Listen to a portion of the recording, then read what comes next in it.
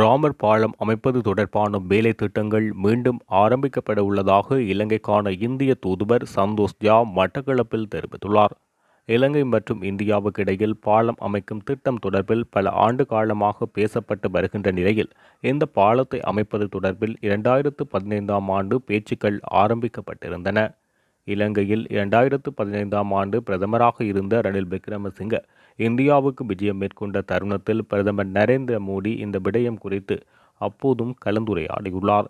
இந்த திட்டத்துக்கான நிதியை வழங்க ஆசிய அபிவிருத்தி வங்கி தயாராக இருந்தது என இந்தியாவின் அப்போதைய மத்திய அமைச்சர் நிதின் கட்கரி அப்போது தெரிவித்தார். தெற்காசிய பிராந்திய போக்குவரத்து வழித்தடங்களை இணைக்கும் வகையில் இந்த திட்டத்தை முன்னெடுக்க அப்போது யோசனைகள் முன்வைக்கப்பட்டிருந்தன. எனினும் அதற்கு பிறகு அந்த பேச்சுவார்த்தைகள் கைவிடப்பட்டன. ஆனாலும் அண்மைய சில மாதங்களாக மோடியின் தொடர்ச்சியான தமிழக விஜயம் ராமர் பாலம் அமைக்கும் செயற்பாட்டில் இந்திய அரசின் தீவிர விருப்பை காட்டுவதாக உள்ளது. இந்த நிலையில் இந்திய தூதுவர் சந்தோஷ் ஜா மட்டக்களப்பு மாவட்டத்துக்கு அண்மையில் விஜயம் மேற்கொண்ட போது ராமர் பாலம் அமைக்கப்படும் என்பதை கூறியுள்ளார்.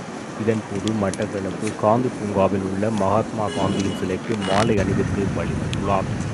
மேலும் எதிர்வரும் காலத்தில் மட்டக்களப்பிலிருந்து பொட்டுவில் நோக்கிய தொடருந்து சேவையினை விஸ்தரிப்பதற்கு எதிர்காலத்தில் இந்தியா நடவடிக்கை எடுக்கும் என உறுதியளித்துள்ளதாக பாராளுமன்ற உறுப்பினர் கருணாகரன் தெரிவித்துள்ளார். இந்த நிகழ்வில் மட்டக்களப்பு மாவட்ட தமிழ் தேசிய கூட்டமைப்பின் பாராளுமன்ற உறுப்பினர் கோவிந்தன் கருணாகரன் உட்பட பலரும் கலந்து கொண்டனர்.